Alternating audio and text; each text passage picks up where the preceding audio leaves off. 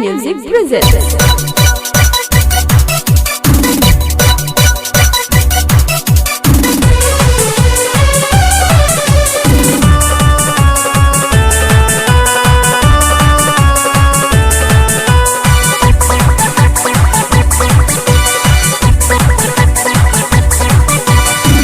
गौआ के बड़े बड़े बरहम बाबा पूजनी हो मिली है भात है रची कमाई सन बुझनी हो। गौआ के बड़े बड़े बरहम बाबा पूजनी हो मिली है भात है रची कमाई सन बुझनी हो।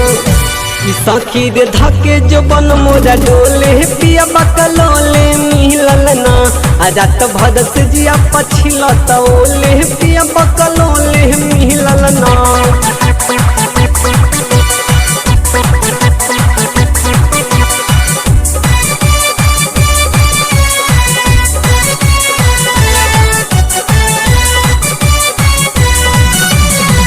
दिनही में बंद करके सुते लाके बारी रोज रोज थारे हमारे समक सारी।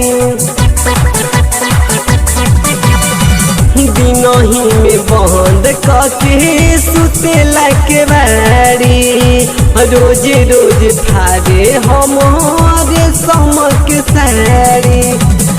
कि कहे कि खाला चौमिन छोले पिया बकलोले मिलल ना आजा तो भद से जिया पछिल तोले पिया बकलोले मिलल ना।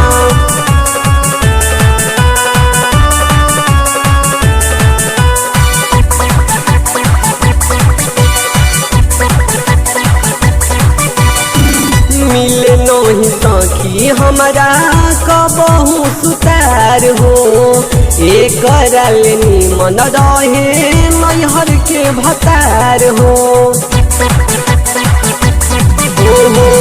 मिले नहीं सखी हमारा कबहू सुतार हो एक निमन रहे नैहर के भतार हो। पी के रात भर बड़ बोले पिया बकलोले मिलल ना आजात भद से जिया पछिल तोले पिया बकलोले मिलल ना।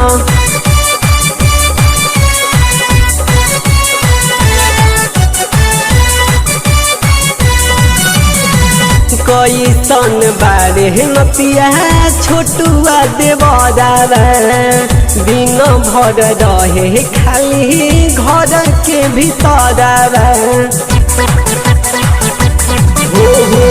कैसन बारे नतिया छोटुआ देवरा दिन भर रहे खाली घर के भीतर।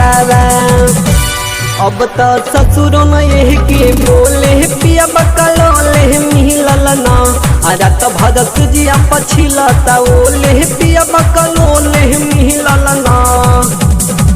गौआ के बड़े बड़े बरहम बाबा पूजनी हो मिली है भात है रची कमाई सन बुझनी हो।